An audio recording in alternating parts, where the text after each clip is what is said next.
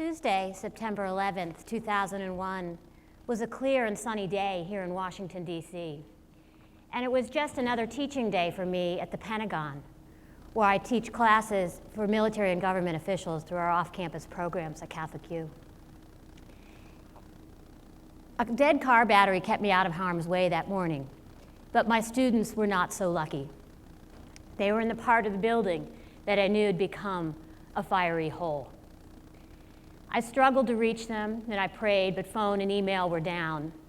In the Capitol here, troops appeared on every street corner, and people fled the Capitol on foot. Our class, studying terrorism, had become under terrorist attack. Now, you might expect that these military men under attack would be the first in line arguing for the use of force in response, but you would be wrong. They were the ones arguing that it would be easy to start a war and very, very difficult to achieve anything positive from it, and very difficult to end it in anything other than cycles of retribution and continued violence. As an advisor to the U.S. Catholic bishops, we argued, like the military leaders at that time, for restraint, for the use of political mechanisms to respond, for the use of just peace principles. St. John Paul II at the time urged President Bush not to invade Iraq, that to do so would cause more harm, kill more people, destabilize the region, cause increasing cycles of violence. Military leaders then and now agree that force is not the answer. When military and religious leaders agree, we really ought to notice. My point in recounting this story is not to say, I told you so, we told you so. It's to say it's never too late to do the right thing.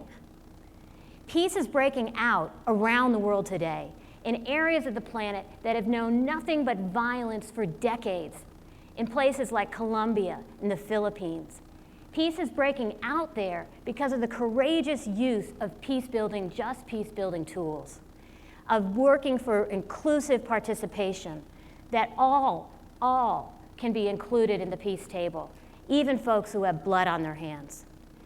Just peace means restoration, building of right relationships, reconciliation, restoring people and communities, not just roads and bridges, in order to build a peace that will last.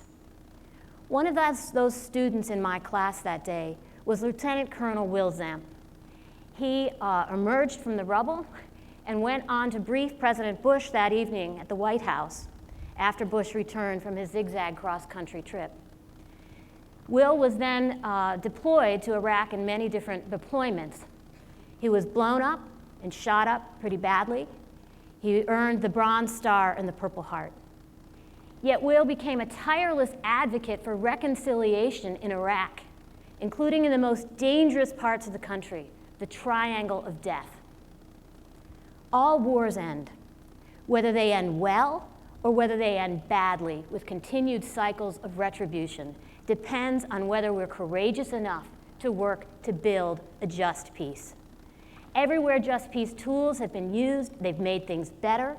Everywhere they have been ignored, they still remain available to us. It's never too late to do the right thing.